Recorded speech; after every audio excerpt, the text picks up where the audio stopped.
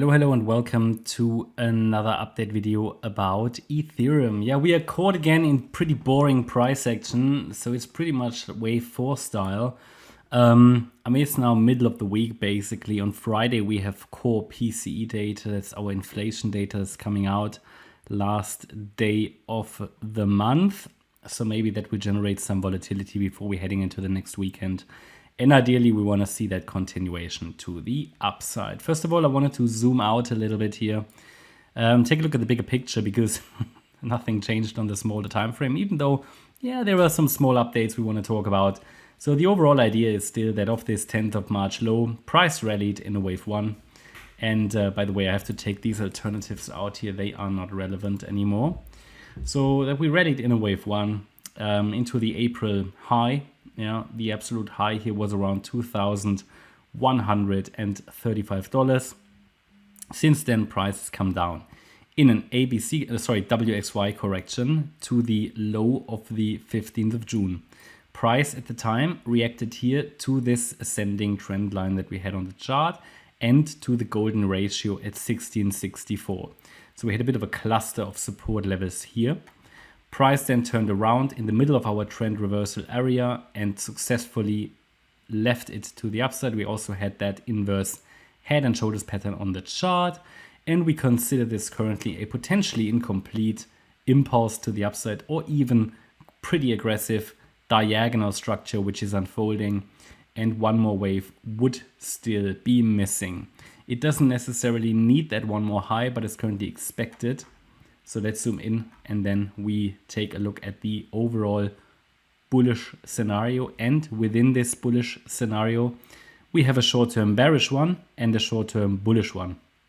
But please bear in mind that this is an overall bullish scenario, because if we say that we rallied in a wave 1 into the April high and came down in a wave 2, as long as this low stays intact really at 1630 pretty much, the overall focus can be on higher in a third wave rally. And what I will do now in this video, actually I will add that, because I think I didn't do that, haven't done that yet, that third wave here to the upside, basically showing that we should be rallying in a third of a third wave rally. Okay. Price, however, is a bit weaker than Bitcoin's. Okay, performance, that just always goes back and forth a little bit. At the moment, Bitcoin is outperforming Ethereum. That may change at some point. So if we take a look now at the structure, again, overall bullish scenario, and now we start with the short-term bullish one within that overall bullish one. So we had here a wave 1 to the upside, a wave 2 to the downside, which bottomed on the 19th of June, a third wave rally to the upside, topped here on Wednesday last week, and we could still be in the fourth wave, and one more high is missing in a fifth wave to get a nice 5-wave move to the upside in a wave 1. This is the short-term bullish scenario. It's valid as long as it's holding 1818.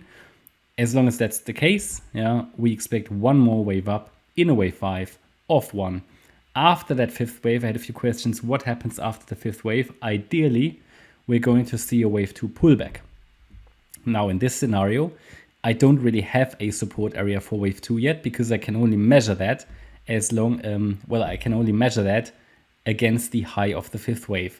I did bring a support area here on the chart for the wave 2 pullback, but that's just measured against the latest high, which was made on Friday, and I would have to adjust it if price goes a little higher, which at the moment is expected, as long as the 1818 level is holding.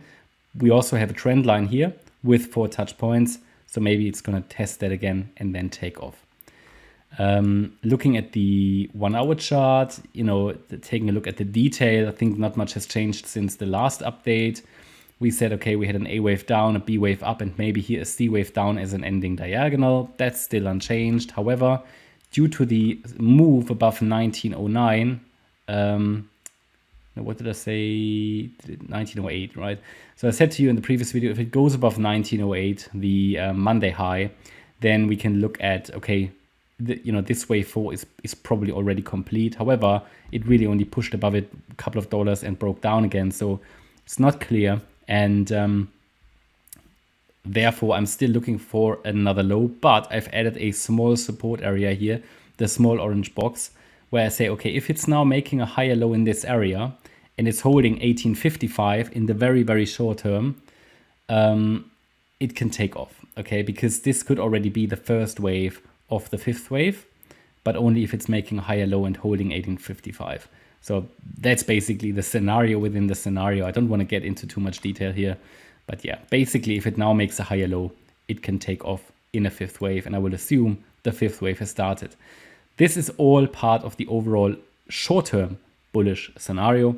If it breaks below 1818, then we are looking at a direct pullback into the wave 2 support area. Then the assumption has to be that wave 5 of 1 already topped here on Friday, and we're already in a wave 2. And then we have support all the way down to 1694. Below 1694, things are going to turn slightly more bearish, but at the moment, there is still a lot of space between the current price and 1694. So there's a good chance we're going to hold that at the moment. But ideally, it's getting one more high, okay, before coming down.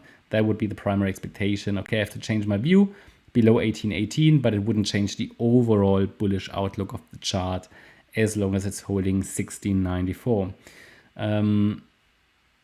Yeah, and it's not only 1694. I mean, that is the 78.6 Fibonacci retracement. We have the golden ratio at 1746 and the 50% retracement at 1782. Ultimately, all of that here is a bullish range at the moment. We can call that the bullish range, which is at the moment active. Only below 1694, again, things are turning a bit more bearish. This is the bullish range that can be traded.